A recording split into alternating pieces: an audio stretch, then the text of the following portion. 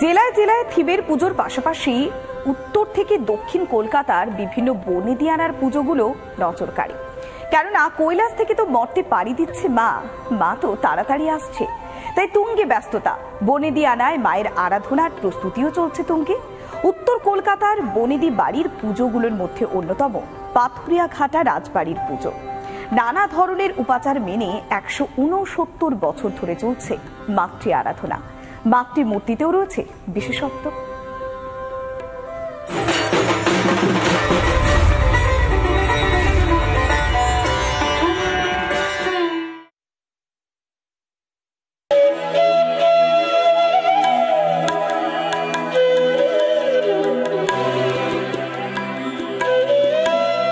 আকাশে বাতাসে পুজোর গন্ধ মম করছে।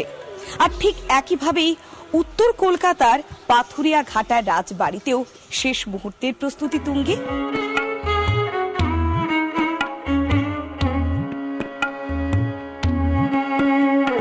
ত্রিশূলধারী ত্রিনয়নী, হ্যাঁ, মা আসছে, তাই সমস্ত জায়গায় ব্যস্ততা তুঙ্গে।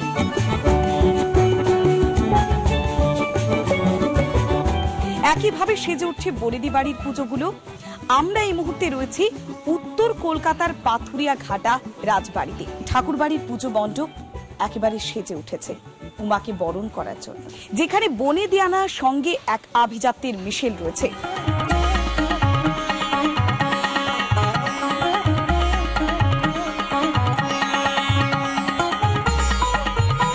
পুজোর একটা বিশেষ উপাচার রয়েছে, বিশেষ রীতিনীতি রয়েছে।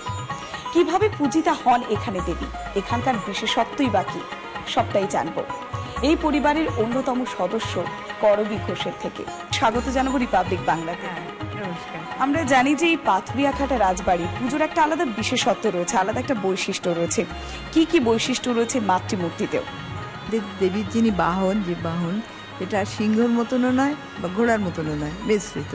প্রতিপদ থেকে প্রতিপদ, ষষ্ঠী, সপ্তমী, অষ্টমী, নবমী নন্দী পুজো, এখানে কুমারী পুজো হয়। কুমারীর বয়স ধরুন ৫ থেকে ৯ বছরের মধ্যে। তারপরে এখানে বলিদান হয়, বলিদানটা হয় মাঠা ছিনি দিয়ে। আমরা শুনেছি যে এই রাজবাড়িতে মানে পুজোর পাশাপাশি বিসর্জনের একটা আলাদা রীতিনীতি রয়েছে।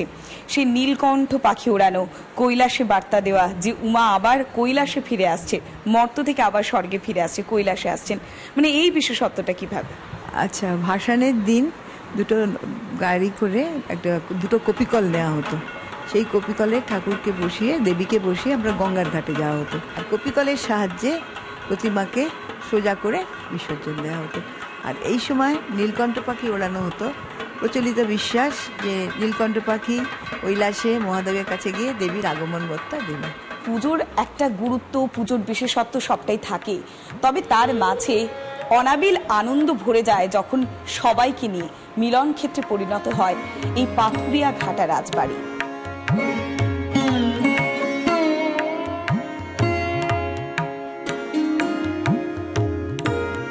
দূরান্ত থেকে তাই তো ভক্তরা ভিড় করেন পাথুরিয়া ঘাটার এই রাজবাড়িতে। এখানকার মায়ের এক অন্য সাজ, সাবেকি সাজে মায়ের বাহন না সিংহ না ঘোড়া। এটি হচ্ছে এই পাথুরিয়া ঘাটা রাজবাড়ির বিশেষ বৈশিষ্ট্য।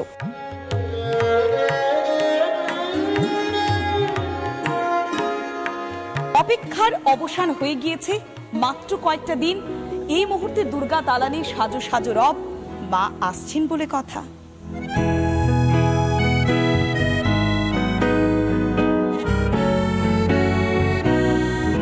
প্রত্যেক বছর পাথুরিয়া ঘাটা রাজবাড়িতে মণ্ডপে প্রতিমা দর্শন করবার জন্য ঠাকুর দালানে আসেন দূর দূরান্ত থেকে প্রচুর মানুষ।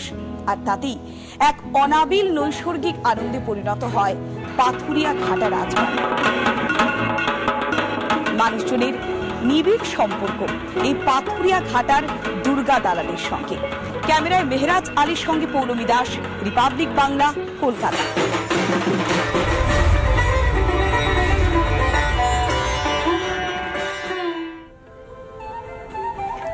বাংলা সেরা পুজোতে এখন সময় একটা বিরতির পর ফিরে আসছি আরো বেশ কিছু পুজোর খবর নিয়ে। সঙ্গে থাকুন রিপাবলিক বাংলা।